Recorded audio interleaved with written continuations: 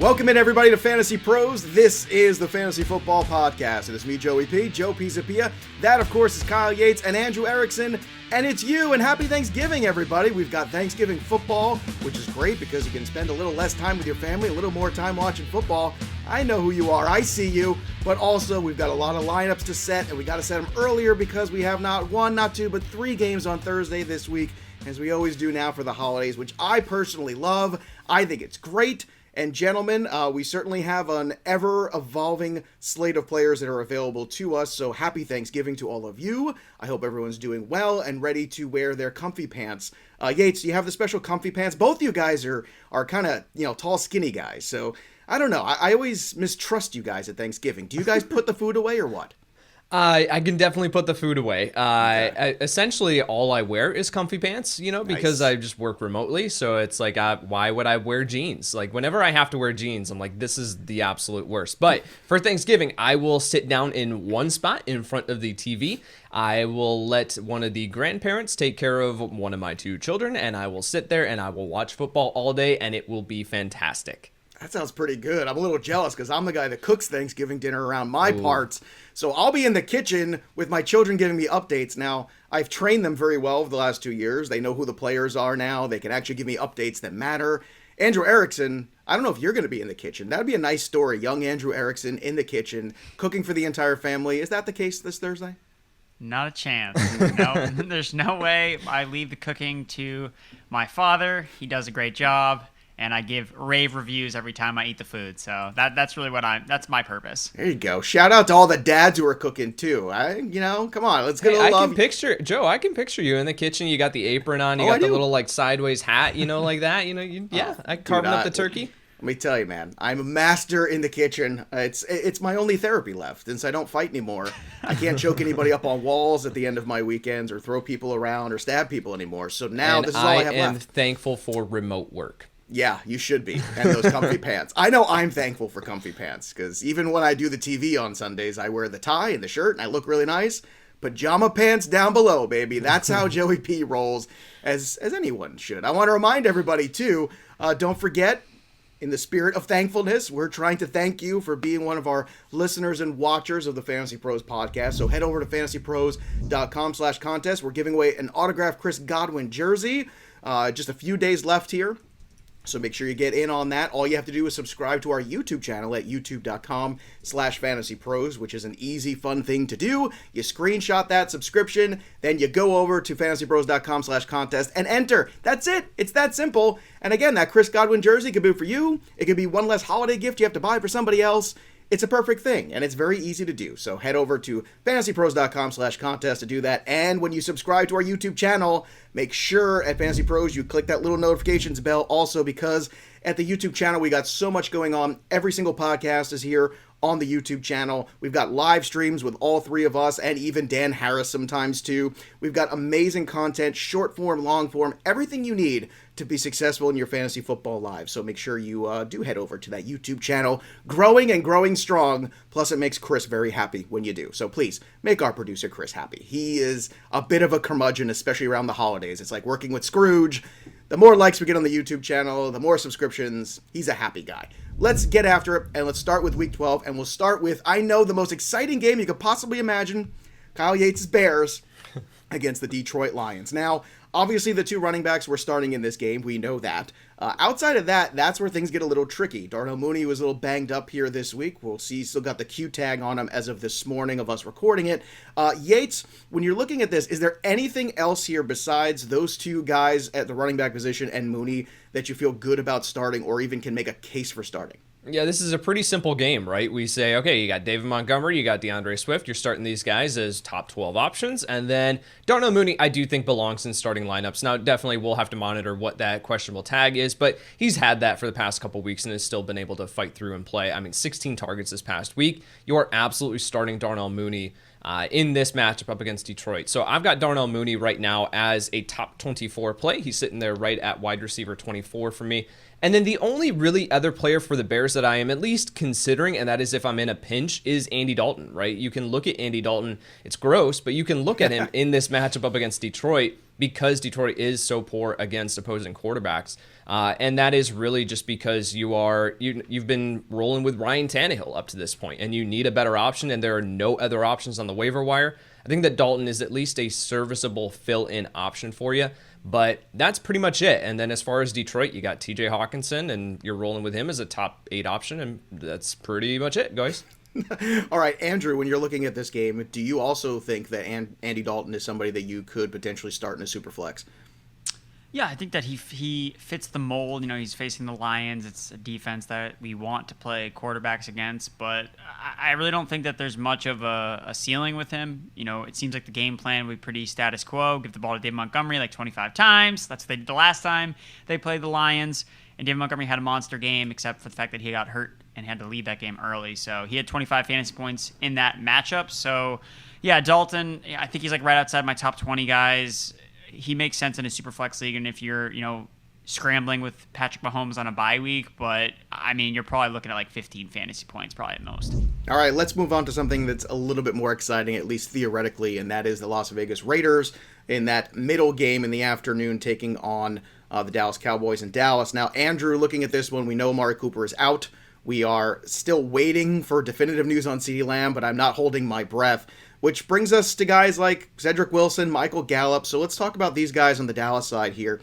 I assume you think that Gallup is worth starting regardless, but if indeed CeeDee Lamb is out, is Wilson a streamer in deeper leagues at all? I think so, because we really saw his targets uptick when CeeDee Lamb left the game. So he was basically a non-factor, last week. He's basically been a non-factor as like the number 3 receiver in this offense, with Gallup basically out for the majority of the start of the year. So Cedrick Wilson had a couple like boom performances here and there, but you were never trusting him as a locked and loaded asset. So, now that he would be moving up to the number 2 receiver spot behind Gallup, I do think that he does make sense from a streaming standpoint, but we're really going to see condensed targets probably more between Dalton Schultz and Michael Gallup. Like those are really the 2 guys I think are going to see the majority of targets from Dak Prescott. Cedrick Wilson is definitely more on the fringe. So he's not someone that I'm like, I need to find a way to like jam Cedrick Wilson into my lineup. I think that because it's so early on too, like you might see something else open up. So I think that I probably shy away in most points for Cedrick Wilson. Yates, to Andrew's point, is this a week where you feel more confident in starting Dalton Schultz than maybe we were the last few weeks? Yeah, I definitely think that we had it we were on the downward trend with Dalton Schultz over the past couple weeks with Michael Gallup back in the lineup. But now I think that we just completely plug him in as a rock solid top 8 option. I think that he's a very, very solid option in this matchup that is going to see targets. So yeah, you feel confident with Michael Gallup, you feel confident with Dalton Schultz, and then the question becomes, do you get risky and do you play Cedrick Wilson? And that's something that we talked a ton about on the Waiver Wire podcast, right? Was just, what do we do with Cedrick Wilson? And for me, I was a little bit more hesitant. I've got him right now at wide receiver 50, and that's assuming that CeeDee Lamb doesn't play. So he is someone that you are just plugging in as a flex option because you do not have any other players. On the Las Vegas side, we have the usual suspects, Waller, Renfro. You have the running backs there. You want to make a case, Yates, for anybody else in particular on this Raiders team in this specific matchup against Dallas? I think that, Josh Jacobs certainly deserves consideration as a top 20 play just based on the fact that he's still seeing volume at the running back position, and that's valuable. So Josh Jacobs at RB19 for me. Yeah, of course, you're starting Darren Waller as a top 5 option, top 3 option. Hunter Renfro, down week last week, but you're locking him back into your starting lineup. Bryan Edwards at this point, nope, you can't even look his way. It's frustrating because we thought that we were going to at least see an uptick in work for him with the Henry Ruggs release, but that just has not happened here. So yeah, you look at the rest of the options here in Las Vegas and you go, do I really want to start Derek Carr? That becomes the question, and I wanted your guys' opinion. Where do you have Derek Carr? Because he, for me, is a really, really difficult evaluation.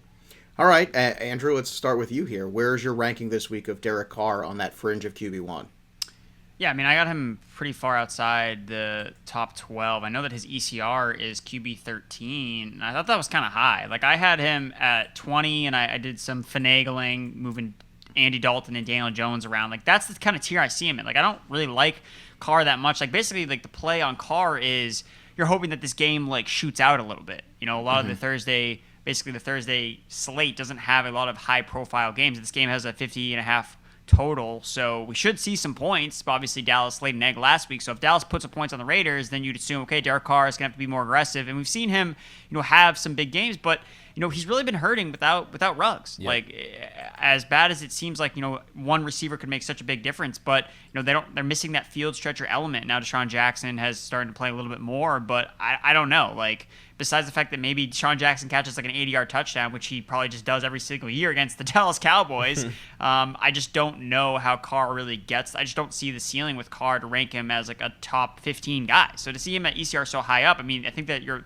buying into, okay, like this game shoots out, like that's how Carr gets there. But in recent weeks, he just has not been getting it done. They've been really running the ball a little bit more with Josh Jacobs and then featuring him more in the passing game. So unless you see a massive game from Darren Waller, I just don't see Derek Carr as a really high potential quarterback play this week. Since the bye, Derek Carr is averaging over those 3 weeks just 14 fantasy points. Not great. Obviously, you want to get over that 20 area if you're looking for a QB1. I have him at 16 actually this week. I have Taylor, Roethlisberger, Wentz, Cousins all ahead of him because I like their potential for more points. But look, it would not surprise me one bit, as you said, if this gets into a shootout that Carr ends up having a better day than we realize. But it's been a little lackluster, to say the least, since the bye. Let's move on to the night game here. Buffalo and New Orleans. Now, Andrew, we'll start with you at this one because, we've got the Buffalo Bills here who got knocked around a little bit last week. And I'm starting to wonder, is the Bills' defense really as good as we think they are? Or did they have some really good matchups early on in the season that maybe padded the stats? I don't know for sure. I still think the secondary is great, but I think there's been some problems getting to the quarterback a little bit, some problems sometimes at the linebacker position with health over this year. But when you're looking at this Buffalo Bills offense, always Diggs, always Allen. After that, what do you feel good about starting this week? I mean, I still feel really good about Dawson Knox. At the tight end position, it's tough to find guys that play on every single down, and that's what Dawson Knox did last week. He ran a route on 100% of Josh Allen's dropback. So, that is elite tight end usage, the creme de la creme, as I wrote about earlier in this week. You just don't see tight ends play that much. So, he was heavily targeted last week. I know the matchup is not great against the Saints, but again, you have to take the tight end matchups with a grain of salt because it's really more based on, okay, well, what tight ends has this team actually played? Like, that's really what is more relevant than, the actual fantasy points allowed per game. So I know the Saints have only allowed one receiving touchdown to tight ends this season, but, I mean, Dawson Knox is the one feature part of this passing game that I kind of feel confident about, especially, with this whole cover two movement that teams are doing against these high-powered offenses. Like, that is good for the underneath options, which in this case is Dawson Knox, like the tight end position. So I think that Knox is someone that, again, when he first came back from the injury, he dudded out. Last week he had a great week, despite the fact that the Bills' offense was kind of all over the place. So, I got Knox in a couple of places, and I feel confident about starting him back up again because he's just going to be on the field for every single play, and not many tight ends can say that. Yates, rank the wide receivers for the Buffalo Bills for me, not named Stephon Diggs this week. I think Emmanuel Sanders is still in the consideration for me, so I've got him at 30. And then Cole Beasley outside my top 40 at 43, but you can look his way if you're in a pinch, and then Gabriel Davis well down the board. So I think Emmanuel Sanders is still someone that we can consider, but this offense is just so hot and cold, right? Mm-hmm. It's so hit or miss. And it's really interesting. Aaron Schatz on Twitter put out earlier, the Bills now have a week-to-week DVOA variance of 46.6%. The current record is 38.2% for the 2005 San Francisco 49ers. The Bills are quite literally the most inconsistent team in Football Outsiders history, and Football Outsiders does fantastic work. And so this is just going to prove we have no idea what we are going to get from the Buffalo Bills any given week. So you got to just kind of rank these guys where we have, I think, for the majority of the year. And Emmanuel Sanders, mid-range wide receiver 3 territory, but you have to recognize that you could be disappointed with that. Speaking of no idea, how about the running backs for Buffalo, Yates? I don't want to go near any of them, quite frankly. I mean, now that we have Matt Breida factoring in here and looking good, Matt Breida's always been a very talented runner. Yeah. Health has been the issue for him, but you look at Breida now factoring in, and this is just a situation where I have run away from it historically to begin with, and this is now one that I'm just nope, you cannot start any of these guys, especially in this matchup up against the Saints run defense. Yeah, Saints run defense good, pass defense not so much, but when we're looking for fantasy pieces right now with the Saints, Andrew, it's becoming more and more difficult. Is there anyone that you feel good about starting this week on the Saints offense?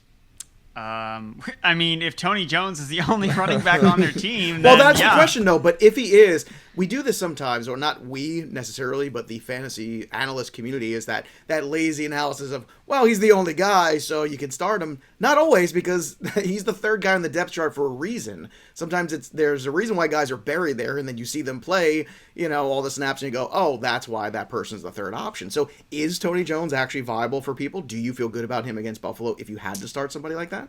Well, yeah, because, I know you mentioned him being the third on the depth chart, but that wasn't always the case. Right. He was originally third, and then he actually unseated Latavius Murray, and then they obviously traded for Mark Ingram because Tony Jones was hurt. So I don't really view him as, this third string running back. Like, he earned the second ring job behind Kamara and then just got hurt. So he looked good in the preseason, and he's going to get the majority of touches in this backfield if Kamara and Ingram sit. Now we saw this Bills defense get absolutely trucked by Jonathan Taylor. Not saying Tony Jones is anywhere near the talent of Jonathan Taylor, but if he can heard it here first.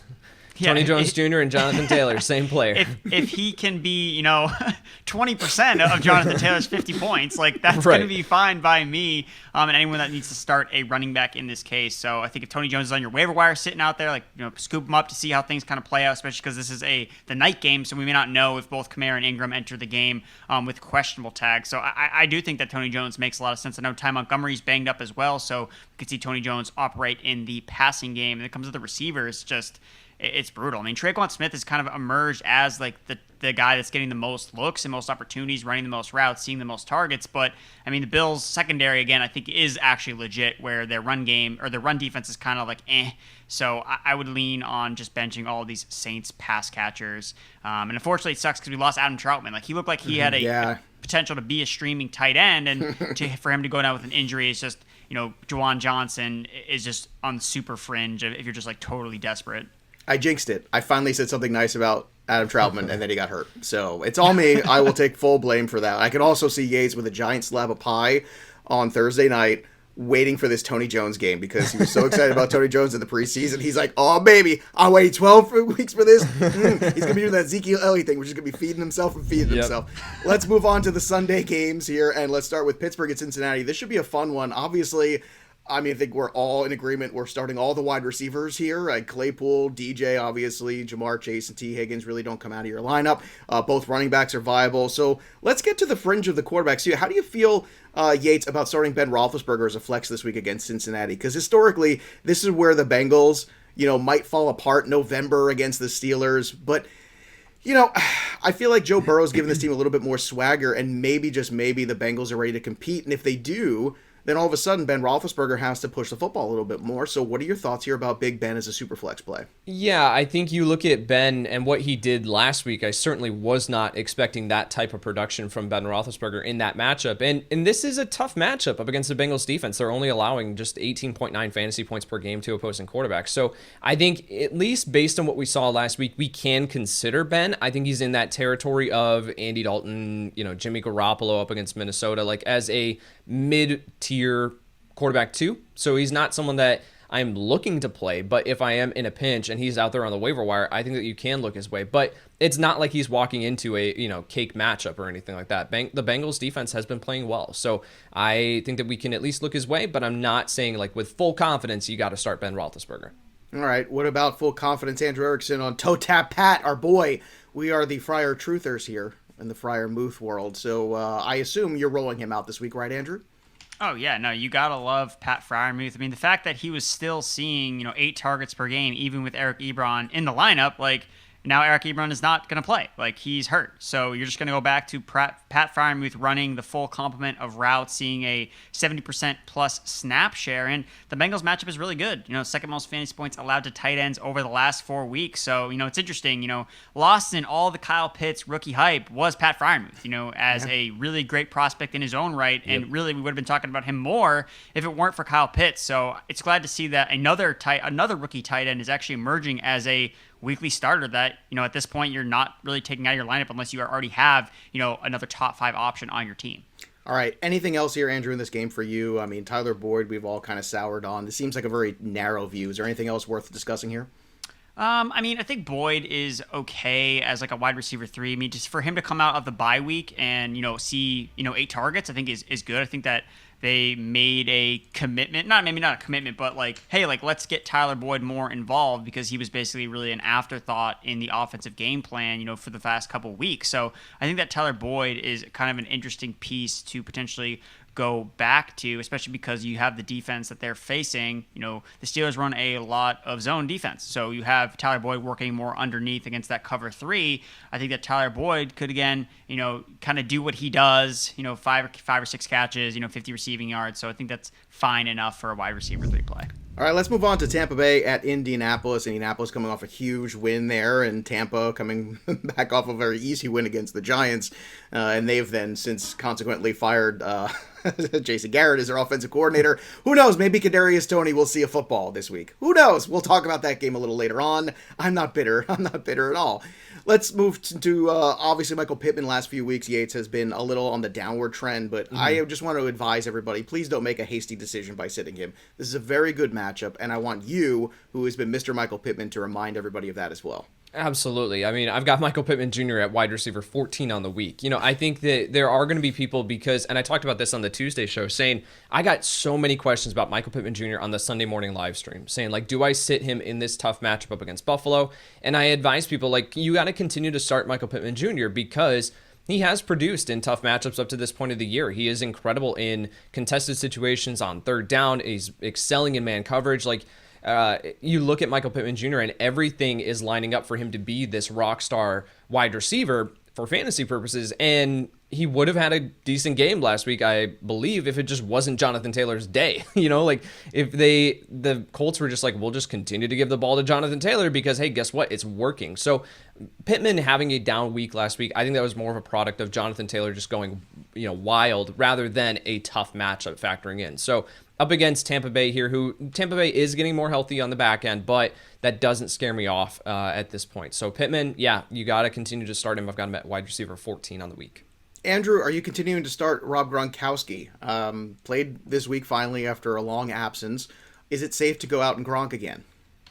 Yeah, I mean, I have Gronk as a top 5 tight end. Like, I don't know what else we need to see. I mean, when he's healthy and out there, he's the tight end 3 in terms of fantasy points per game this season in 5 games played. The Colts are ranked top 3 in terms of targets, receptions, and yards allowed to tight ends. I mean, Gronk looked good out there. 8 targets, 6 for 71. He didn't score a touchdown, but, he was clearly working ahead of Cameron Brate, O.J. Howard. Both those guys saw their routes basically cut in half. So, I mean, he just has that connection. This offense just throws the ball so much that it doesn't even matter that, he doesn't have a super high target share because none of the Buccaneers receivers have high target shares because they just throw so much. And so it doesn't really matter. So the counting stats are actually like more important to call it with Tampa Bay rather than looking at the actual share of the offenses. So, I mean, Gronk has as much upside as any tight end. He could go out and catch 3 touchdowns. So I really think that, he's a guy that you don't ever really leave your lineup. I think he's like a top 5 guy this week. There's one other guy I just want to throw out there here. I want to talk about Nyheim Hines because I think a lot of people will look at this game and they'll say, well, you can throw on Tampa. They're very good against the rush. I know Vita Vea is dealing with an injury, so that might be a little less of an issue as how good they are up front whenever you take a guy like that out of the middle. But it seems like Jonathan Taylor's show, guys. So, Andrew, is Hines even somebody that you would consider starting this week as a flex?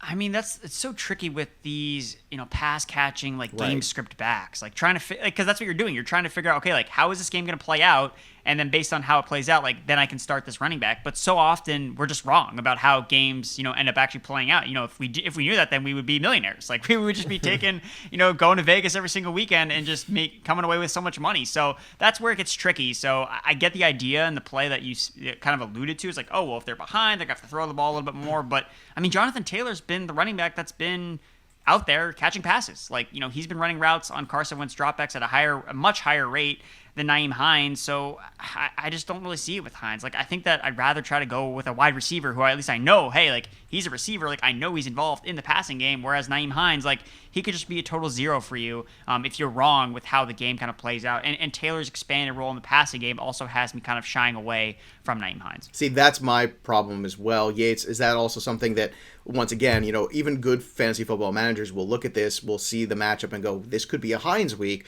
But the trend of Taylor's been so strong for him just kind of being the guy now.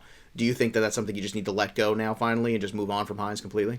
Absolutely. I think that a lot of people are going to be able to look at this and just say, and look at the, where it's trending and look at Hines' usage over the past few weeks and just say, you know what, it's not happening anymore for him. And it's not like it was happening for him to begin with, but I do think that he was at least someone that you could play the narrative forward to at least consider, but I've got him at RB41 this week. So he is completely just someone that is not really even worth rostering at this point, right? I think that we look at these guys who have high-end insurance policy as we move into like the fantasy playoffs, and if Jonathan Taylor, something happens to Jonathan Taylor, God forbid, but if something happens to him, then it's not like Nyheim Hines is going to step into that role, right? He's going to maintain his current role. You might see an uptick in receiving work, but that's it, So I just don't even know if he's worth holding on to in redraft leagues at this point. Carolina at Miami. Hey, Joe, really quick, yeah, can we talk about Carson Wentz? Oh, sure, absolutely. Because I think that Carson Wentz is someone that we need to talk about in this matchup up against Tampa Bay. He's someone that I've got at QB 13 on the week. Andrew, I don't know where I've got him as well. I've got him at 13 exactly. Yeah, so I definitely think he's worth talking about because I know people are going to have questions like, do I start Derek Carr? Or do I start Carson Wentz? Do I start Jimmy Garoppolo or Andy Dalton or Ben Roethlisberger? And for me, the answer is Carson Wentz across the board. And you look at the projected game script, I don't know if we're going to see Indianapolis play with as major of a lead as they did last week up against Tampa Bay. So I think that we're going to have to see Carson Wentz air it out a little bit here. And if that is the case, this is a defense where you can pass on them. So Carson Wentz, I think, is a very solid option. I had to pivot to him in a couple of leagues. I was rolling with Ryan Tannehill, and I'm done with that. And so I pivoted to Carson Wentz, and I feel pretty confident with it this week. I do as well, and you make a great point. With Tom Brady on the other side, you have to push Carson Wentz a little bit, and that's a good thing here from a fantasy perspective. It's funny that I've got him exactly at 13 as well. I'm curious, Andrew, where do you have Wentz in your rankings? I have him at 14. Well, we're get out. Get out of the podcast. For the most part. You're dead to us. Moving to 13, then you can hang out with us and sit at our table. Anything you'd like to add about Carson Wentz after that awkward silence, or no? No, I think that he has obviously fallen off a little bit the last couple of weeks, but it's really just been kind of due to the nature of the games that he's played. I mean, the Jacksonville game was just kind of bizarre, that he just really did not produce. In the Bills game, they obviously was the Jonathan Taylor show. But, before that, he had basically scored at least 17 fantasy points in every single week except for one. So we've seen him have a really steady floor. So I think that if you don't really want to go with these really high variance quarterback plays like a Derek Carr, who's really kind of like, okay, he could either do a lot or do nothing, depending on how the game goes. Like Wentz is probably going to be like, right, you can lock in 17 fantasy points. I think if that's all you want and all you need, like you don't want to deal with like the headache of like having to dig out of a Matt Ryan-esque hole or something where he just implodes, then I think Wentz makes a lot of sense. And we've got him actually at 17 projected points over Fantasy Pros this week. Boom. And look, I know you're so good, Andrew. You're so spot on. And before that Jacksonville game, 4 of those 5 previous games, Wentz was a QB1. So that's why he's right on that fringe at 13. And I do feel a little safer with him than I do in this matchup that Derek Carr has this week, to tell you the truth. All right, let's move on to Carolina now. It's funny, you delayed me saying nice things about Cam Newton, which I actually appreciate, Yates. Anybody else you want to interrupt me about Cam Newton? Because, okay. Fine, Cam Newton is my 6th ranked quarterback, and I hate myself this week, but I love this matchup. It's ugly, and I can't say no to it right now because this is, the difference between business and personal. This is business right now, and the business says Cam Newton against Miami is something I feel good about. Now, we're not taking Christian McCaffrey ever out of our lineup, and DJ Moore was useful last week, so Yates, what's your confidence level of starting DJ Moore this week? I've got him at 16, so I definitely think he's someone that we can look at. I've got Michael Gallup right now sitting at 18 is kind of just in limbo until we get the clarity on CeeDee Lamb. But Gallup would probably rise above DJ Moore. But you got to feel at least a little bit more confident about DJ Moore now with, it's crazy to say, but Cam Newton as a passer, right? And it's awesome to see because we want DJ Moore to be good. We want him to be good for fantasy, and it's finally happening here. So against the defense that just gave up 291 passing yards to Joe Flacco, I think that we can at least start DJ Moore with some level of confidence here as a high-end wide receiver too. Now, just a public service announcement, please don't get cute and start Robby Anderson in your lineups this week. It's one thing if you wanted to pluck him off the waiver wire, but don't do that to yourself. I have a bad feeling you're going to regret it. And that's fine. This will blow up in my face probably, and people will use it as a clip on me. But you can't do it. It's not a good idea. There's so many people that are better options, theoretically, than Robby Anderson still. Andrew, do you sign off on that as well? That not get cute here with the Robby Anderson rebirth? Yeah, I mean the Panthers offense doesn't throw the ball enough to really feed. I mean, like if you watch that game, it's basically just like Christian McCaffrey like out of the backfield. Like that's like literally what they're doing. That's why Cam's numbers are what they are. Like it's all McCaffrey yards after the catch, which is great. You know, it's great for Cam, great for McCaffrey. So Cam doesn't have to do a lot. You know, with these shorter passes, DJ Moore is talented enough to kind of make it on his own, and he has touchdown equity. So yeah, I think it's really the top tier guys, and then really you just kind of shy away from everybody else. All right. Speaking of shying away, once we go over to Miami, obviously Waddle. We can start Waddle. Gesicki's somebody we always like to start. Let's talk about Tua and talk about where he's at in your rankings, Andrew, this week in terms of your confidence in Superflex with Tua against his Carolina defense. I don't like Tua this week. I really don't. I actually have him down at QB 21, so I'm not.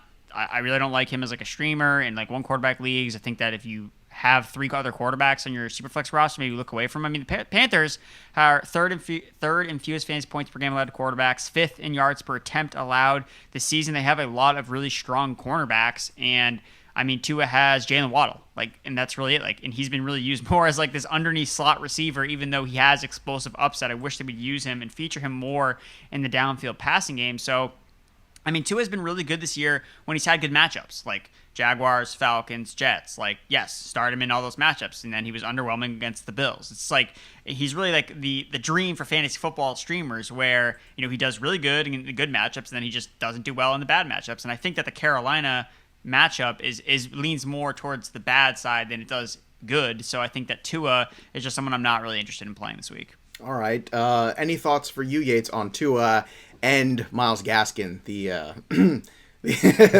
one that every week, no matter what we do, I don't think anybody ever feels good about. Yep. Yeah, with Tua, I've got him at QB 15 on the week currently. So I do think that I have a little bit more confidence in him than Andrew at this point. And I do think that it's just because you're looking at, okay, am I going to play Tyrod Taylor up against the Jets? Like, I really don't want to do that. Am I going to play Andy Dalton against Detroit? Like, that's kind of the territory that we're in with Tua. And I have a little bit more confidence in what Tua is doing on the field than those other guys. So Tua at 15 for me, he's someone that you can look at not only in Superflex leagues, but I do think that in a pinch you can look his way in one QB leagues, but he doesn't have the upside that he does, right, to finish his a top 5 play like he did with those other matchups, Atlanta, Jacksonville, things like that. But I do think that he can be serviceable enough to at least give you a solid floor. You ask about Myles Gaskin. Gaskin is at RB 24 on the week for me, and that is pretty much where he has been this entire year. Someone where he is getting the work. He can be productive in the right matchup. I don't know if this is the right matchup, but again, it has more to do with who's behind him, right? Devontae Freeman against Cleveland, sharing that backfield with Latavius Murray, Tony Pollard, with Zeke healthy, Ty Johnson. Like, that's kind of the territory where we're talking about Myles Gaskin. And I'll say, okay, I'll rank Gaskin above those guys. But otherwise, I mean, you're just playing him because you just have to. It's amazing that once you get past like RB 16, everyone's in a weird timeshare or something like that. You've got like the Las Vegas guys, you got the Denver guys, New England guys. It's such a weird running back 2 scenario right now when you're looking at the field. Speaking of which, let's go to New England and talk about those running backs, Yates. You got Damien Harris, you've got Rhamondre Stevenson. Your thoughts on starting either of these guys this week at home against Tennessee? Yeah, this is an interesting one. We look at this backfield, and I talked about it on last Friday's episode, saying I wanted clarity coming out of last Thursday's game, and we didn't get it, right? We had Damien Harris clearing concussion protocol pretty quickly, so we don't know if that played a role in the usage there. With him seeing, I think, 10 carries, Rhamondre Stevenson seeing 12. With the game script, right? With New England just playing with a massive lead for the majority of the game, that game not really being close ever, then did they just say, okay, we'll rest Damien Harris and we'll give Rhamondre Stevenson more work? Or was that truly Rhamondre Stevenson has started to take over this backfield? I don't know. But as of right now, I'm still ranking Damien Harris above Stevenson. However, I do think that you can look at both of these guys in your redraft leagues this week. I've got Damien Harris at RB 21 on the week, Rhamondre Stevenson at RB 25. These guys that they're going to be splitting work, I think, but I do think that I'll give the slight edge there to Damien Harris. Andrew, look, both are pretty physical running backs, I would say, the way they run the football, but Stevenson seems to look for the contact and then go after guys, which is, very Marshawn Lynch-esque, which is a style of running you don't see very much in the NFL, which I personally love.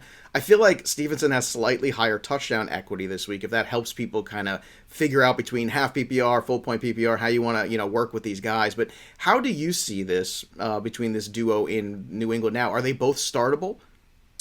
Yeah, I mean, I think that a similar comparison we can kind of draw towards already happening this season is the Broncos running backs. Right. Like, that's what it feels. That's where I've got both those guys. They're all like in a cluster, the four of them. Exactly. Right so kind of like if you have Javonte Williams or Melvin Gordon, more often than not, you have kind of been starting them with the expectation that they're going to be in a 50-50 split. Like, don't start Damien Harris thinking, oh well, he's like the clear-cut starter. Like, that was not the case last week. Like, they were pretty committed. Like, they were fine with splitting series. Like, one series it was Damien Harris, and then Rhamondre Stevenson came in. They both, looked explosive, both looked good. So I think that's kind of how we have to view these running backs. So I think it kind of is a bigger knock on Damien Harris than it is, necessarily a rise for Rhamondre Stevenson, because neither of these guys is going to be the clear-cut bell cow, but they do play in an offense similar to Denver where they want to focus on the running backs. Like, they feature the running backs a lot, whether it's in the passing game. I think Stevenson has a little more pass-catching juice, and like you said, there is a little bit more touchdown equity to him. But again, Damien Harris has still been, the veteran. He's one that's going. He's still not. They're not going to go away from Damien Harris if they don't have a reason to move away from him. So obviously Stevenson had that big game with Damien Harris out of the lineup, but I think that they're all kind of, like you mentioned, like clustered in that back end RB2 range where, yeah, they're a solid start as an RB2. Now, there are receivers that may offer more upside that you may have and may want to consider if you're looking at these guys as like a flex player. But I think that they have a solid floor, maybe just not super high upside, because just the touches are going to be limited unless one of them finds the end zone multiple times. Andrew, Hunter Henry is on the fringe of tight end 1. He's right at 13 in the consensus this week. The rest of the Patriot weapons are always kind of difficult. Kendrick Bourne has been super efficient with the 4 targets he gets most of the time. The problem is it's only 4 targets. So is there anything else of interest for you on the Patriot side before we go and try to figure out what the hell the Tennessee Titans are going to be this week? No, let's go to the Titans. Okay, good. Let's go to the Titans. So hold on. I think it would be important to at least say where we've got the wide receivers, because I do think that they're at least worthy of consideration. Oh, right? They absolutely are, especially with some of the injuries and things going on. Yeah. So I've got Jacoby Myers at 37 on the week, Kendrick Bourne at 40. You're taking a shot with him, but there are wide variance of outcomes there with Kendrick Bourne, though. And then I've got Nelson Aguilar down at 53, right? Like one spot above Robby Anderson. So I don't think that Nelson Aguilar, him finding the end zone last week, is something that we should take and be completely confident in moving forward. But I do think that Jacoby Myers, safe floor week in and week out, kind of like a Tyler Boyd, Kendrick Bourne has the upside in this matchup. But otherwise, I would be looking elsewhere. I agree that Kendrick Bourne has upside in this matchup. That's why I've got him at 42. I've got Myers at 35, and then Nelson Aguilar all the way down at 54. So I'm kind of in that similar thought process. Andrew, any specific delineation for you on these 3 guys? No, I mean, I just don't think Kendrick Bourne is like sustainable. Like he's not. Still, that's the thing. Like I'm just like I have him at like wide receiver 68. Like I don't really think he's viable because he's still like running behind Aguilar. Like he's still like not playing ahead of Aguilar in the lineup, and this offense is so capped because they don't want to like have Mac Jones throw the ball like 40 times, especially because the game script doesn't need. And like with Ryan Tannehill coming into town with like 0 weapons, I just don't see how this game just kind of profiles as like a slog. 2 teams that are just fine with kind of like, all right, well, let's like run the football and see what kind of happens. And I just don't think that means that we're going to see really much passing, and it's going to have to be. I mean, like none of these guys are seeing like more than like 3 targets per game, so it's just really hard to buy into them, even though the Titans' defense has been beatable at times. Andrew, I don't know about slog, but what I do know is that if Ryan Tannehill, has 4 interceptions in this game, it's going to get ugly fast. I mean, you're going to give short fields to Mac Jones. You're going to also give the Patriots defense that leads the league right now in interceptions. You're going to give them a chance to run one back and put some points up on the board.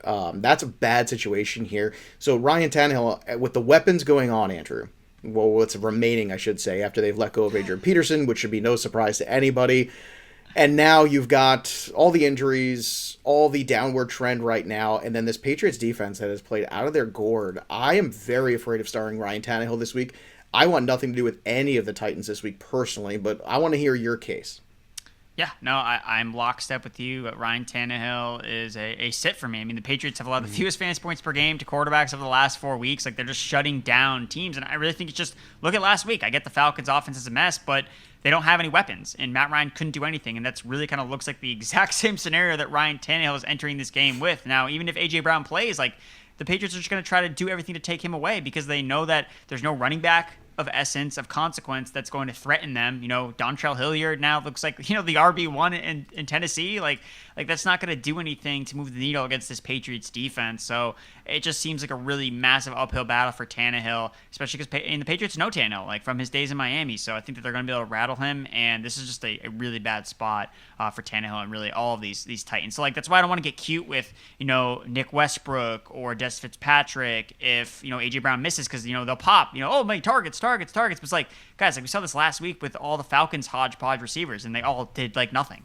So I think that that's where you want to follow the script from last week. It's like it's not worth chasing these fringy guys. Yates, I've got Tannehill at 25 this week at quarterback. I hate this combination of things, and Andrew brings up that point too about feeling eerily similar to this Atlanta offense, and that Atlanta offensive line is trash. But I don't know right now with the way they're playing over in Tennessee if it's all that much better. But Dontrell Hilliard started to get work last week. You saw Peterson moved.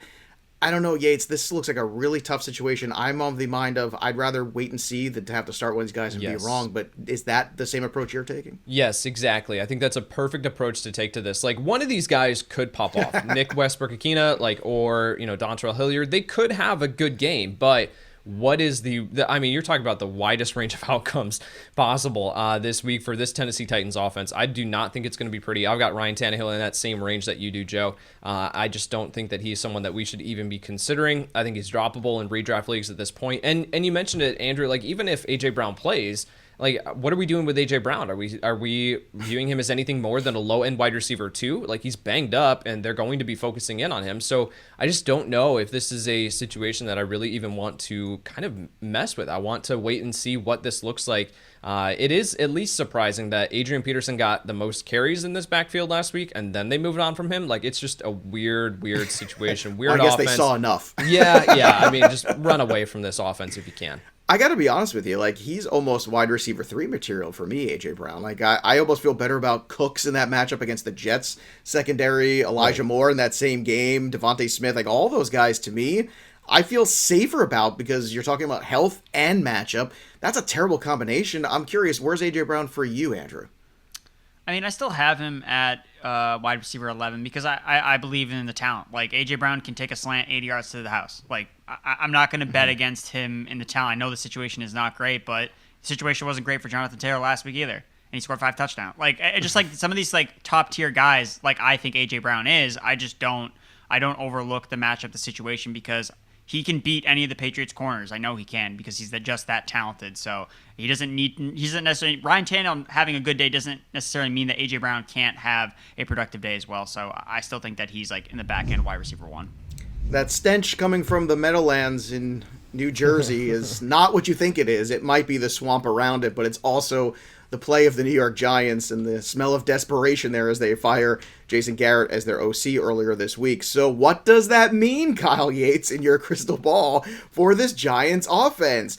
Does all of a sudden Saquon Barkley get back on track and Kadarius Toney touch the football? Or is this just a team in disarray falling apart at the seams as they take on the Eagles this week? I think you got to look at least 2 players on this offense as start-worthy, considerations. Saquon Barkley, of course, because it's Saquon. He's at RB13 on the week for me. And then I do think that we can still at least look at Kadarius Toney. I mean, you look at what he did this past week, and it wasn't necessarily a ton, but, 12 targets. Like, that is 40 yards, of course, but 12 targets. Like, I'm not going to ignore that. So, Kadarius Toney at wide receiver 34 on the week for me. Kenny Golladay, no thank you.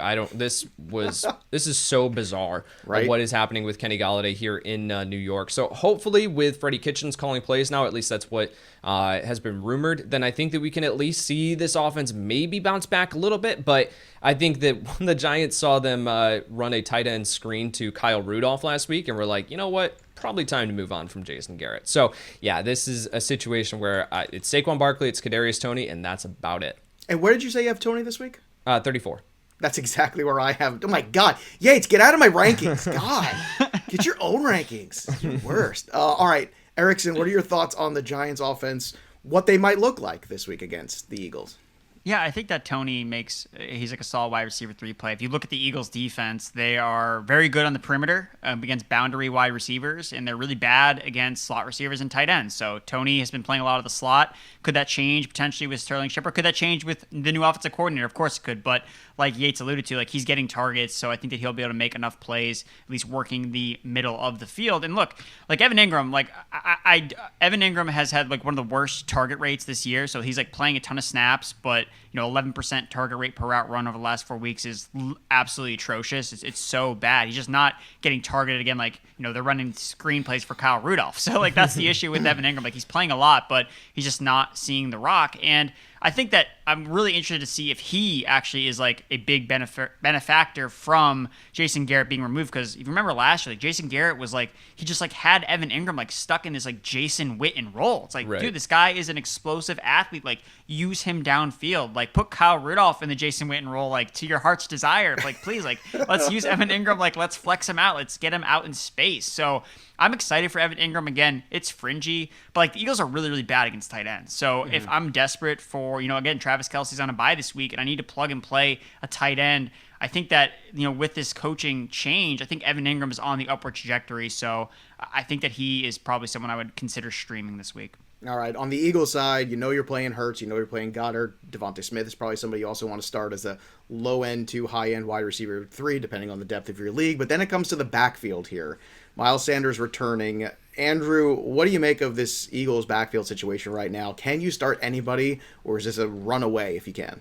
So Myles Sanders was like really interesting because like he got benched last week and really only came back in the game because Jordan Howard got hurt. Right. So he looked good, like running the football. I mean, right now the Eagles running game is just like unstoppable. Running against the Saints, who are PFF's #1 graded run defense, like putting up 240 rushing yards, like putting teams on notice. Like, this team is ready to ground and pound all over you. But Sanders is risky because like if he puts the ball on the ground again, like, dude, that dude's coming out of the game, like, and it's going to be like the Boston Scott show. So I'm very concerned about, will it be a 50-50 split? I think it will be. It was a 50-50 split between Sanders and Boston Scott after the first half, basically when Howard was removed from the equation. So I would definitely close the gap between Sanders and Scott in the way that you view this team. Again, I know Sanders is going to be ranked well ahead of Boston Scott, but I have them a little bit closer because I do have concerns that it's not just going to be the Sanders show now, and also because Boston Scott was actually more involved in the passing game. He was running more routes than Myles Sanders, who they just don't really like to use in the passing game. I don't know if it's because he just isn't catching the ball or whatever, but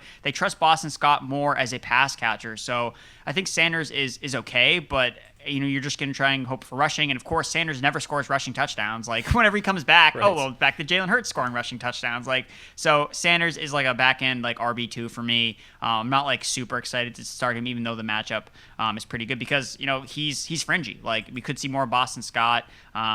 So yeah, I'm not like over the moon excited about Sanders this week. Yates, where do you have Sanders this week? And if you say RB23, then I'm really going to get freaked out. No, a little bit higher. I've got him at RB20 on the week. So, but in the same kind of range, as, Andrew said back end RB2, you said RB23. Like, that's exactly where we're at with Myles Sanders. And it comes down to the matchup is great for up against the Giants. And then am I going to play him over Damien Harris, Rhamondre Stevenson, like Myles Gaskin, Melvin Gordon? All these guys kind of fall into these timeshare kind of backfields here, and Myles Sanders has the potential to be the workhorse back here. I don't know if that's going to play out, but he has the potential to be, and we just don't have that clarity just yet. So I'm still at least a little bit more confident in Myles Sanders. I do think that he's a solid start this week, but you got to adjust expectations and be prepared that, like Andrew said, there's if he puts the ball on the ground, you might not see him. And when it comes to expectations, I think we can all agree that they are very low for this next game. It's the Atlanta Falcons and the Jacksonville Jaguars. So Yates, I don't know where you want to start with this one. I imagine Matt Ryan bounces back a little bit after last week. I don't care. I know you don't care, but we've got to care for everybody else. Kyle Pitts is actually ranked 4th in the ECR in tight ends. I've got him just a tad lower. I hope this is a good game for him, considering. But my concern is, what we've seen too with that bad offensive line for the Atlanta Falcons is guys like Josh Allen getting to the quarterback, and this could be a tough day for Matt Ryan. And on top of which, on the Jacksonville side, Agnew now out for the year. That was the one guy that we started to feel good about.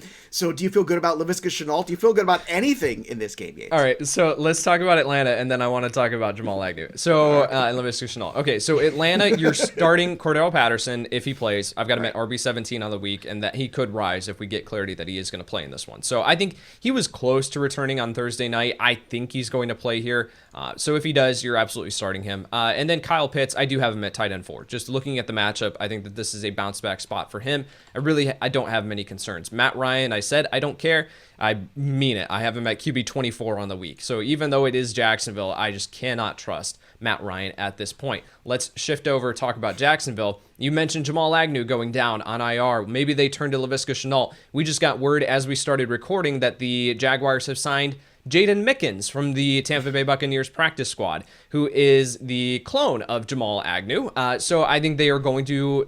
They do not want to use Laviska Shenault. I do not get it. What is that? Whatsoever that they're going to use Jaden Mickens on offense, I think, over bringing Laviska Shenault into the slot. Makes zero sense. I don't understand it. I don't care. Laviska Shenault at this point, you cannot look his way just based on the fact that Trevor Lawrence has just been terrible the past few weeks. He has thrown for, in the past 4 games, 238 passing yards, 118 passing yards, 162, and 158, and 1 touchdown in that time span. So this is just a situation where this Jacksonville offense, it's James Robinson, it's Marvin Jones as a low-end wide receiver 3. Dan Arnold, him getting 0 targets last week was super weird.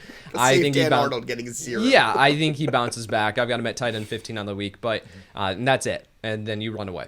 Shout out everybody. Make sure you're going buy and dynasty Trevor Lawrence everywhere, because Urban Meyer's not going to last forever. Trevor Lawrence will. So just buy on the talent. Keep it brief, Andrew, on this one, please. Anything here from Jacksonville or Atlanta that you want? Because don't try to make something happen that's not here. I mean, I don't even want to I don't want to start like Marvin Jones. What has Marvin Jones done to earn any type of? I mean, I get the matchup is good, but I mean, he's had good matchups. He played Seattle a couple weeks ago, played the Colts a couple weeks ago, did nothing in either of those games. I mean, he had 0 catches with 6 minutes left in this game. The last game that they played. He had all of his production on the final drive of the game.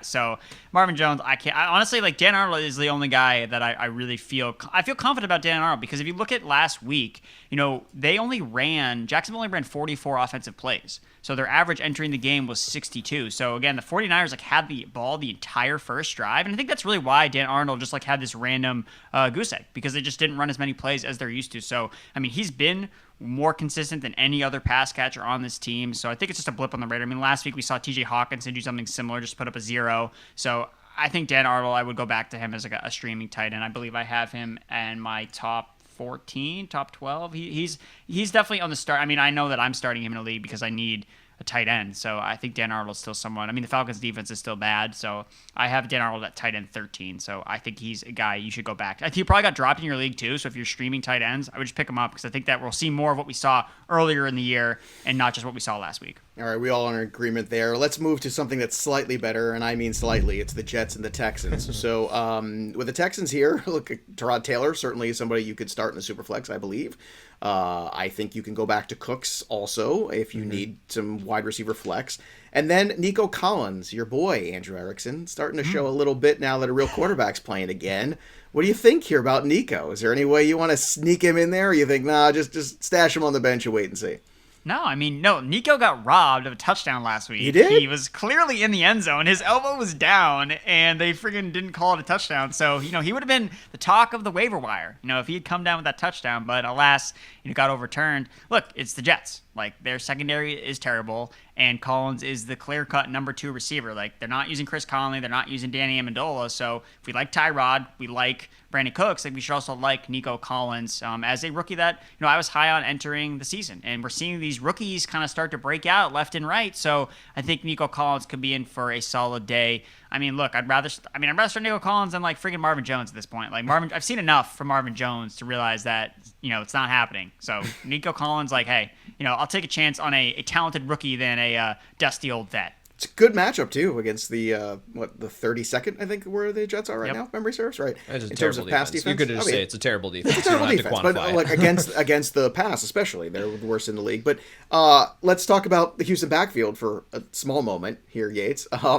Rex Burkhead getting a ton of carries, not doing too much with it. Philip Lindsay's gone. David Johnson's still there, but no one's told him. Your thoughts here on this grouping of guys? Yeah, let's make it super quick. I've got them behind Nyheim Hines. So we there talked about Hines Enough earlier. said. Nope, you are not looking these guys' way unless you are absolutely desperate. All right, on the flip side here, I never thought I'd say this, Yates, but I'm less confident in the Jets now that Zach Wilson's back at quarterback. Right. I was really looking forward to, Elijah Moore and Ty Johnson with Joe Flacco. What a world we live in right now. But I'm glad you're saying the same thing. So what does this do potentially to Elijah Moore's value? I mean, I'm going to start him in a couple leagues as a flex because I just want to see, because I'm a crazy guy like that. But what's your confidence level in him and in Ty Johnson and anything else here in this Jets offense? It's super interesting. I said I just finished writing up the Jets in the primer, and I said, is it crazy that we are now more hesitant about Elijah Moore, that the number 2 overall pick is playing at quarterback versus Joe Flacco? Yeah, it's weird. And Elijah Moore, I mean, he has just been playing lights out from weeks 8 to 11. Elijah Moore is the wide receiver 2 in fantasy football, only behind Deebo Samuel. He has just been playing lights out football, and now we have to downgrade him because they've got Zach Wilson back at quarterback. Now we're seeing everything else is pointing up for Elijah Moore, right? The snap count is increasing, he's starting to become more involved, but it's just a matter of fact, we don't know what we're going to get here with Zach Wilson. It's a plus matchup. I still think that we should start Elijah Moore, but we got to adjust expectations. I had him as a low-end wide receiver 2 before we got the news that Zach Wilson was going to be starting, and I moved him down to wide receiver 32 on the week. So he is someone that we got to adjust expectations. I actually think this boosts up Corey Davis more than anything else because Wilson locked into Corey Davis when he was the starter. So yeah, and then Jamison Crowder is still just always there. He's someone that you can't break glass in case of emergency. He's someone that you can play as a low-end flex option. All right. Anything you would like to add to this mix about the Jets, Andrew Erickson, before we move on to the next game, which is far more exciting, I can tell you. I mean, Ty Johnson's season is upon us. We know Michael Carter is out, and look, I've held Ty Johnson in some leagues for 12 weeks, waiting for this moment that I can finally put him into my starting lineup. Sounds like the worst Disney song ever, that you're setting us up for. So where do you have Ty Johnson ranked this week then? So I have Ty Johnson, I believe, at RB 29 or RB 30. I've got him at 30. So I've got him at 30. Yep. Okay. Yes. Of course, Yates has him at 30 because I've got him at 30. Oh, God. So I do think that, look, I get Tevin Coleman, had more carries. Look, people, carries don't matter. Carries are the least predictive in terms of fantasy scoring because we play in all leagues that are, half point PPR. I don't care. Tevin Coleman could have 15 carries for 30 yards. I don't care. Ty Johnson is an explosive running back that catches passes. And look, that's what we want. We know the Jets are going to be trailing in every game they play. They're going to be trailing in this game. So there are going to be check down opportunities for Ty Johnson to be used. Ty Johnson has also spent a lot of time playing with Zach Wilson. So there's a level of comfort there with him in pass protection, him on third down. So I think Ty Johnson, again, I'm starting him over Tevin Coleman. If I picked him up off the waiver wire, if I need to plug and play, I want to play Ty Johnson. Houston Texans are not a good run defense. And so I just think that Ty Johnson, he's 9th in terms of fantasy points per touch this season because the majority of his work is coming in the passing game. So I think Ty Johnson is in a good spot this week. I mean, I'd rather start him than the Texans running back. So I think that Ty Johnson, I'm going to play him. All right, Denver's hosting the Chargers here. Andrew, on this one, obviously we're starting Judy, the 2 running backs. Teddy Bridgewater's a viable flex option this week. Any other case you want to make for the guys who all got paid this week, Cortland Sutton and Tim Patrick? I don't know what the Broncos are doing except trying to create this world where Aaron Rodgers comes to play quarterback next year for them, where it's look at all these toys that we've given you. Go win us a championship. I don't know. I have no idea what Denver's thinking about, but what are you thinking about when it comes to these wide receivers? I mean, I don't really want to start Cortland Sutton. I mean, the guy is not getting any targets. He's basically been erased from the target pecking order since Jerry Jeudy has returned. I mean, his target share is down around 12%. It's just atrocious. So we could see a change of script in terms of coming off the bye week. Hey, we got to get Sutton going. So I can totally see that. But I mean, the Chargers defense is a defense you don't want to really throw in. I know that they got thrown on by Big Ben last week, but that was really the 1 week sample. Like all year, it's been like teams are just going to run the football all over the Los Angeles Chargers. And I think Denver with their 2 running backs is like, all right, sick. Like we don't have to have Teddy Bridgewater to throw the ball. Like awesome. Like let's just pound the rock with Javonte and Melvin Gordon. So I really don't like any of the receivers in this game except Noah Fant. Again, he's a tight end, so it's a little bit different. But the matchup is really good for tight ends as well against the Chargers. So yeah, I don't really like a lot of this. Even Judy, like I'm lower on Judy than the consensus. The Chargers are really good against slot receivers. So I really just want to target the running backs in this matchup.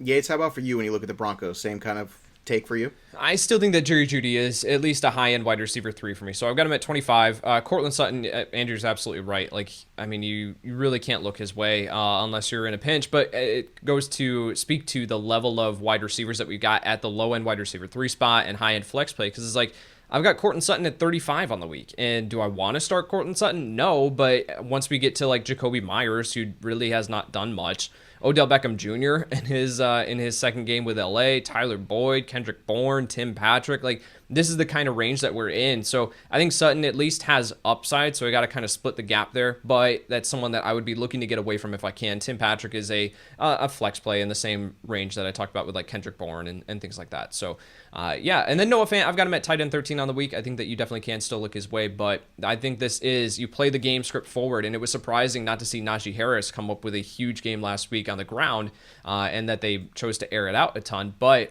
this is how you beat Los Angeles, is you just control the clock and you run down their throat. And I think that we could see that here with Javonte Williams and Melvin Gordon. Both are solid top 24 plays. All right, when it comes to the Chargers, obviously we know the pieces there. Eckler's never coming out. Same thing with Allen. Same thing with Herbert. Mike Williams, has he restored faith in himself for you as a fantasy asset after last week, Yates? I cannot accurately rank Mike Williams this year. It is the most frustrating thing. Every single time that I fade him, consider to consensus, he goes off. Every time that I'm like, all right, I'll buy in, he finishes outside the top 100 wide receivers. So I've got Mike Williams at 22 on the week. I just feel like he is someone that you can plug in and play. But I mean, wide range of outcomes here. Last week, aided with that long touchdown at the end of the game, but I do think that he's at least someone that we can still consider. So at wide receiver 22 for me. I've got him higher than that. Where do you have him, Andrew? I'm curious. Mike Williams, I think I'm in a similar range to where Yates has him. I have him at wide receiver 23. Okay, there you go. I've got him at 19 this week, so a little bit higher than you guys. But I understand, and it's been frustrating to say the least, but I think he is that boomer bust. And whenever we talk about, if your lineup's a little lacking and you want to play somebody that's got upside, you really need to catch up a little bit. That's your dude. Right. Mike Williams is that dude. Let's see who the Rams and Green Bay Packers are this week. Packers, it's A.J. Dillon, it's Aaron Rodgers, it's Devontae Adams. After that, Yates, you want to start anybody else in the Packers? You want to start MVS? Are you ready to have that argument? We talked about him on the Waiver Wire podcast, and I said, I would prefer to wait a week here with MVS. I'm not ready to buy in completely to what we saw from him last week, but if you are in, you talk about Mike Williams as that guy that can supercharge your lineup. If you want the cheap version of that, I think you can go with MVS as a flex option. So I've got him at 48 on the week. Think that he does have some upside, but you got to be prepared that you could get 0 points with MVS. So just be prepared for that. But yeah, he's someone that I would prefer to wait a week before I plug him into my lineup. Andrew, your thoughts on MVS this week, who I'm sure a lot of people are looking at and going, should I do this? Should I go to this well? And should they? I think honestly, as weird as it sounds, I think it just depends on Allen Lazard. What changed about MVS? The fact that they just were hyper targeting him down the field. Well, Lazard didn't play last week, so I think that's the thing that changed, and it's kind of the indicator of, all right, Lazard's out again. Okay, they're playing the Rams. Should be a high scoring game. All right, let's go with MVS. Let's get him out there. I like the upside, but if there's a reason why to fade away from MVS would be, Lazard's back in the lineup, and I know Lazard's not necessarily commanding a boatload of targets, but he's still another receiver that Aaron Rodgers can look towards. So look, this is the typical MVS. He booms. We pick him up. I swear I've written this waiver wire article about MVS 5 times in my life. Copy and paste, baby. That's all you need to do. Just copy and paste. We know what MVS is. We know who he is. I don't think that he's changed as a player and he's now becoming this stalwart option, kind of like a Mike Williams. I know Mike Williams looked like a guy, he's going to be steady Eddie all year long, and what do you know? He reverted back to kind of his boom bust profile because that's what he is, and so is MVS. So yeah, you know what you're getting into if you start MVS. So if you picked him up and you need to start a receiver, then yeah, I think you're going to play him, but just be prepared that, he could just get a 0 as easily as he could get 25 points. All right, the Rams side is pretty clear, except for two things. We got to talk about Van Jefferson. We got to talk about Odell Beckham. So the floor is yours, Andrew. How do you have them ranked, and how do you feel about starting either of these guys this week? I mean, if I'm going to start one of them, I'm going to start Van Jefferson. I mean, I have Jefferson at wide receiver 40 and Odell Beckham at wide receiver 44, so I'm not super confident about really either player because, we've seen this before with these other receivers on the Rams that they're running a lot of routes, they're playing a lot of time, but the offense still goes through. Cooper Kupp just takes up so much of this offense that and Darrell Henderson gets involved. We have Tyler Higbee running routes and he's commanding targets. So look, Odell Beckham, show me that you can have a good game before I'm going to start you. He hasn't had a good fantasy game in I don't know how long, and I get that he's on a different team. He should play more in this offense, but he didn't look like he was on the same page with Matthew Stafford, the last time we saw them play. So I think that you're wish casting if you're just trying to jam in OBJ. It's dude, let him show you that he's good and that he can score fantasy points for your team before you put him in your lineup. I think that you're doing a disservice, I would say, to your lineup and to your chances of winning if you're just going to blindly start OBJ, because it's the matchup, the Green Bay's been good against receivers for the most part this season, except for last week where they just got blown up by Minnesota. So I mean, if they're still great against receivers, then I just don't see this being a really great ceiling spot for OBJ. I think it's okay to still wait. I mean, chances are you weren't relying on OBJ this season anyway, up to this point. So I want to see his routes run increase. I want to see him get target. I want to see him and Stafford get on the same page before I start him. So I would start Van Jefferson because I've just seen more chemistry between Jefferson and Stafford this year. And if Jefferson takes over the Woods role, it's okay, great. That's a guy you would want to start. All right, Yates, how much you want to wish cast these guys? I've got Van Jefferson at 36, Odell Beckham Jr. at 39. Just based on the fact, a little bit higher than where Andrew's got him, but just buying into the fact that this could become a shootout, right? That's kind of the narrative here. So buying into them at least a little bit more. I think that you can flex both of these guys, or at least look at them as low-end wide receiver 3s, but I would give the nod to Van Jefferson over Odell Beckham Jr. Now, the thing I do think is going to be a shootout is this Minnesota-San Francisco game. I got a good feeling about this one for the point total.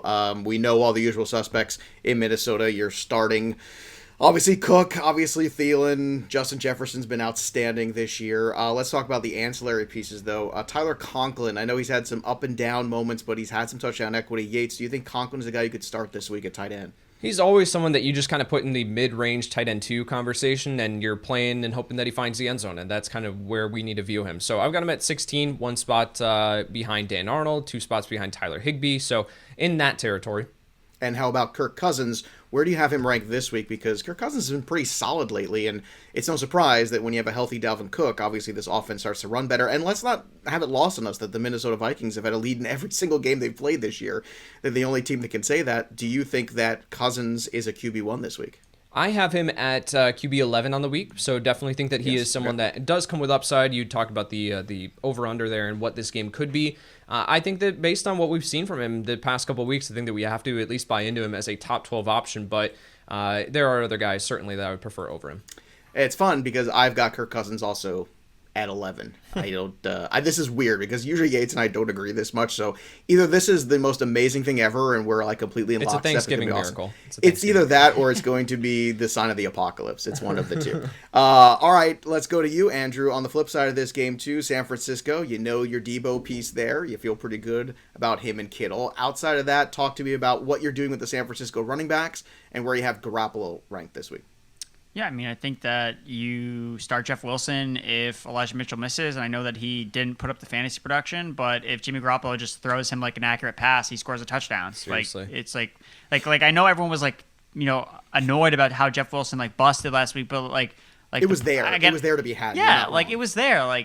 Don't beat yourself up that Jeff Wilson, didn't have a monster game. It's guys, he would have, if Jimmy Garoppolo could have just literally thrown an accurate pass, he would have scored a touchdown, and then no one would have cared. He would have been fine. So he got the majority of the work. I know, he's still he's now splitting carries with Deebo Samuel, which is a interesting thing to kind of project. So I'm interested, Yates, to hear your thoughts on how many rushing yards Deebo Samuel is going to get this week. But I do think that Ayuk is someone that you want to go back to. We've seen this Vikings pass defense be really vulnerable. They got absolutely ripped up last week by the Green Bay Packers, and Ayuk is, leads the team in targets and routes run over the last 4 weeks. And it's partially due because they're using Samuel in this running back role, but Brandon Ayuk is kind of operating as like the traditional wide receiver one on the San Francisco 49ers, because he's the one that's running the most routes. He's the one that's actually running, out and catching passes more or less than Deebo Samuel is. So not to say that Deebo Samuel is not a guy you're starting, you're still playing him because he's so involved in other facets, but Ayuk is really starting to come into his own right now. So I like him a lot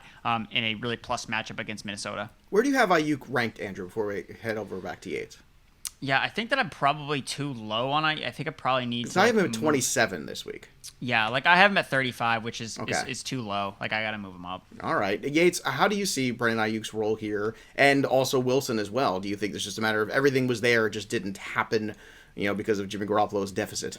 Absolutely. So with Brandon Ayuk, I've got him at wide receiver 29 on the week. Definitely think you can look his way, and he does have upside, right? It's one of those rankings where it's like, I've got him at 29, but he's one of the guys that comes with upside. It's different than, the players that we talk about a little bit lower on with like Marvin Jones. It's like, what's the upside? But yeah, I think he brings a safe floor. Ayuk definitely comes to the upside this week.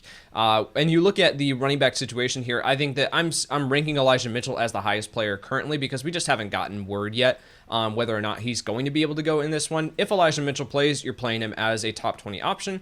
If Mitchell sits, then you're still playing Jeff Wilson as, I'll call him a top 24 option. Like, I'll play him over Myles Gaskin for sure.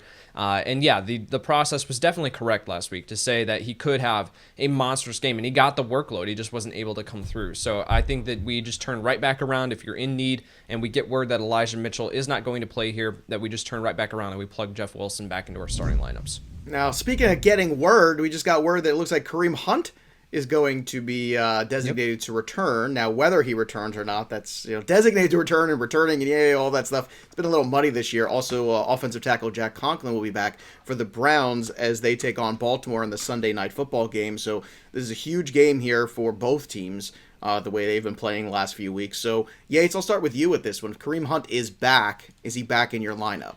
I think he deserves consideration just based on, we talked about it, once you get past, the top 18 running backs, then it gets pretty muddy. So I think that he deserves consideration.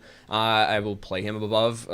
We'll call it the Myles Gaskin line. I will play him above Myles Gaskin. So I think he's worthy of a top 24 play in his first week back. But you got to at least be you got to watch the practice reports here. You got to watch this one pretty closely to see, all right, what's his involvement in the offense going to be in his first game back. Nick Chubb, you're locking him into your lineup, no questions asked. But then Kareem Hunt at least becomes an intriguing play. So if you got Kareem Hunt sitting there on your IR and you're in need of a running back, it looks like you're going to be in luck for this week. Kareem Hunt for you, is he above or below the Gaskin line, Andrew? Kareem Hunt, I would probably go above the Myles Gaskin line. Look, I like Myles Gaskin has barely gotten there against the league's worst run defenses over the last couple of weeks, and now he doesn't have them. I mean, Carolina is a much tougher matchup than I think that he's faced in recent weeks. The Dolphins just can't run block, and I know the Browns can run block, so I would be willing to just wait out Kareem Hunt to see if he goes. Obviously, we want to stay attuned to the news. I know that because the Browns are playing a little bit later, so yeah, I would probably start Kareem Hunt over Gaskin. All right, what about Jarvis Landry? Is he startable this week in this matchup against Baltimore, who you can throw the ball on? The question is, can Baker Mayfield throw the ball? Yeah, can Baker Mayfield throw the ball? And is Jarvis Landry does he have anything left? You know what? That's a great question. Sometimes that just happens where players they hit that wall in their career and it's over. And he had a good year last year in the second half. But from what you've seen, do you think that could be the case? Yeah, I mean, the targets have been there for him basically every single week because there has been no Beckham. Other receivers have all been hurt, and yet Landry still is finding ways to not get it done. Obviously, he scored the rushing touchdown last week off the Wildcat. It was a weird play. Looking back at the design of that play, I have no idea where that ball was supposed to go. So I recommended Jarvis Landry to start to someone on Twitter, and they came back. I was like, yep, I saw that Wildcat touch, and I was like, that's why I told you to start him. Perfect. But Landry's just been so, he hasn't really been that floor guy that you were kind of hoping you were. I honestly think, you mentioned the Ravens as a team you can throw on, and I agree with you that, but a lot of it's explosive plays, big plays they're giving up, not really a lot of receptions and yardage to these slot receivers like a Jarvis Landry. So if Peoples-Jones is healthy, I'm almost more intrigued with him as an upside play. I know that he can bring a lot of big playability. Baker Mayfield goes through this cycle every single week where he plays crappy, and then he talks to the media, and then he plays a good game, and then it's just this whole cycle of Baker Mayfield. So I actually think Peoples-Jones is probably a Browns receiver I probably feel better about than Landry. I haven't seen enough from Landry to have any confidence throwing in my lineup, even though I know he should get targets. It's just not coming together for him. All right, that's fair enough here. Anything to add on Any other pieces here, including Landry Yates, before we move on to Baltimore? No, I prefer to look elsewhere. Landry also banged up a little bit too, so Yeah. I don't really want to look his way. I've got him outside my top 40 receivers. All right. Do you want to look Rashod Bateman's way in this game here for the Baltimore Ravens? Assuming that we do have Lamar Jackson back, then yes. Rashod Bateman for me is at wide receiver 28. I've got him one spot behind Chase Claypool, one spot above Brandon Ayuk. So in that territory, and that is also assuming that Marquise Brown is going to return to action here too. So I think that he is just one of these guys that it was interesting last week. Obviously, the quarterback downgrade, you have to take that into account. But I think that we just continue to look Rashod Bateman's way, assuming that Jackson is back at quarterback. Yeah, I've got Bateman at 33 this week, so similar range. How about for you here, Andrew? Your thoughts on Rashod Bateman? Yeah, I mean, the guy's just really talented, and he actually could have had a much bigger week last week if Tyler Huntley didn't just keep airmailing throws. Again, it's to be expected with Huntley, but Bateman picked up 2 really key pass interferences in that game. He was getting open. So the talent is so apparent with him. And like I mentioned before, with something like these rookies are starting to really break out at the wide receiver position. So I think it's just a matter of time until we see the big boom game from Bateman. And with Lamar back, I think that could really be in play here. So yeah, I have Bateman at 33 as well, Joe. All right, starting running backs on the Baltimore Ravens offense? Question mark? Shall Let me we? put Maybe? more inflection into my voice. Yeah, what do you think, boys? Where do you go with Freeman and Murray here in this game? Yeah, Devontae Freeman for me at RB27, Latavius Murray at RB39. So I have to play Latavius Murray in a league. It feels great. And so, yeah, I think that he's someone that we'll see work, but what's the upside in this match? Devontae Freeman, I'll give the slight edge to. Yeah, I can't believe my confidence level in Devontae Freeman is at an all-time high. I don't know What what's going on year. here. What a year it's been. Yeah, I think I have him at 22 this week, because that's just, I don't know. But how about you here, Andrew? Your thoughts here on Freeman and Murray. How do you rank them?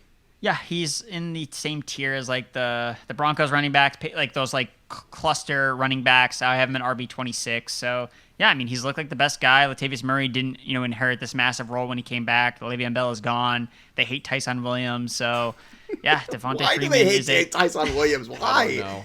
I don't know. It's so annoying. After that first game, I was like, wow, this could really be something. And there was a part of me that I had him everywhere. I drafted him as a backup, just last roster spot kind of thing, because I thought he had a good preseason. He looked good. In that first game, you saw some moments, and you thought, man, I'm glad I held on and didn't just trade him immediately. And boy, was I wrong. I can tell you that much. Hashtag free Tyson Williams. Seriously. Yes. All right, let's get to the last one here, the Seattle Seahawks and the Washington football team. Guys, with the way Russell Wilson's come back from this injury, or should I say hasn't quite bounced back from this injury yet, it is really tough to take Lockett, to take DK Metcalf out of lineups. Yates, what do you do here with Russell Wilson, who I have outside of QB1 this week? I want to see it first. I'm getting a little annoyed at where we're at with Russell Wilson. I'm not benching him, but if I got Cousins, where I can play somebody like that over him, yeah, I'm going to take that spot here. What are your thoughts here on Seattle's offense and what you can feel good about starting this week? Oh, man.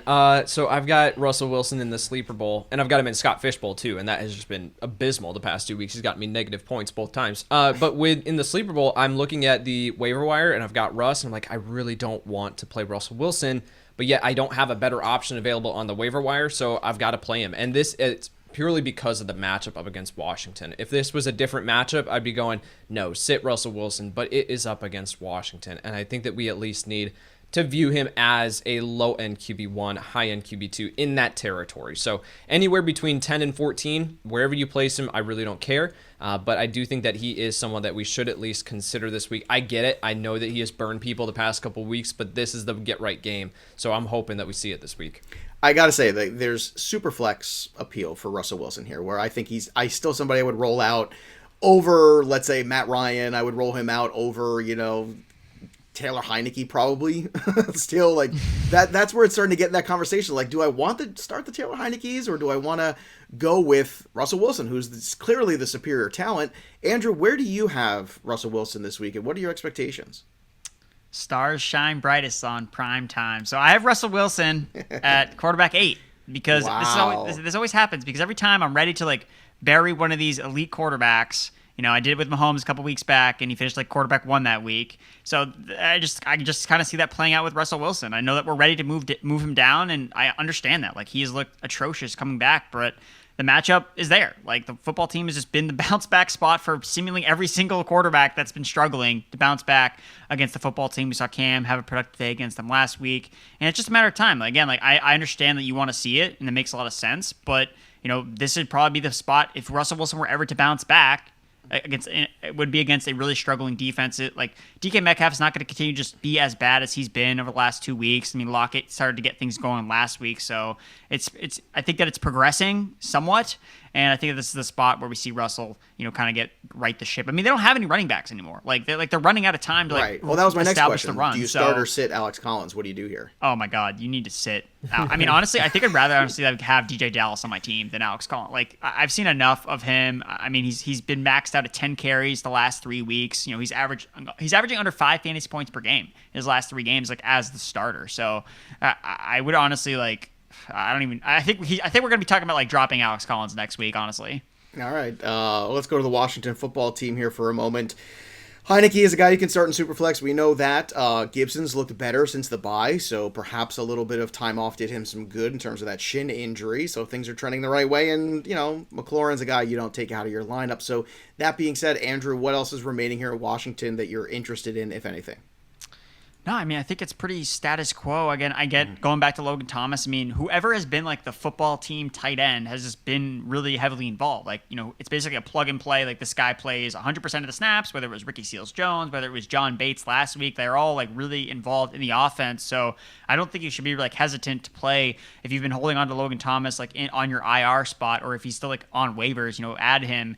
And if you need a tight end, because I think that he's going to kind of just plug and play right back into his role. And it's a good matchup against the Seahawks. They have not been great against tight ends. And yeah, I guess similar to Nyheim Hines, like, this could be a game where, okay, well, if Russ does cook, okay, does Gibson like become a zero? Because he's just not involved in the passing game, and that's the fear. But you can't get carried away with trying to project like the game script, because we just really don't know what's going to happen. So I think you continue to start Antonio Gibson because he's looked healthy, he's looked good. And you just can't like start J.D. McKissic, because if Washington plays with the lead, then J.D. McKissic's going to do nothing. So I just think that it's you're playing with fire when you just try to project, I know exactly how this game is going to go, because more often than not, you don't. All right, Yates, if Logan Thomas is back on the field, is he back in your lineups? Yeah, you got to view him as a top 15 option if he does play. And we got word as we were recording here that they have activated the 21-day window for Logan Thomas to return. He returns to practice today. So we'll see if he is active for Monday night. I think here's the issue, though, is that we don't know if he's going to... I think that we're not going to find out if he's going to be active before, lineups lock on Sunday, and we have to make those critical decisions. So I think this is a situation where if you got Logan Thomas, you probably wait just one more week, just to see, rather than having that pivot option on Monday night. So I think you just wait one more week with Logan Thomas, but otherwise, when he's healthy and when he's active, you're playing him as a top 15 option.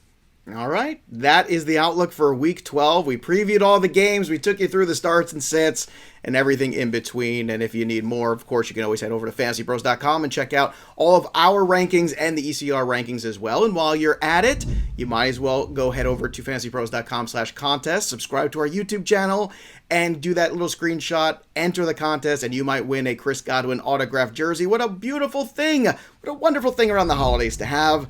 And I got to tell you guys, I'm very thankful to have the two of you. All the joking aside, I love working with you guys. It's great to be here doing this. It's so much fun. And I'm thankful for our audience who have been so incredibly supportive this year, just above and beyond, obviously because of the circumstances, but just because I want to thank all of you who listen and watch and interact with us, whether it's on Discord or Twitter, on stages, anything.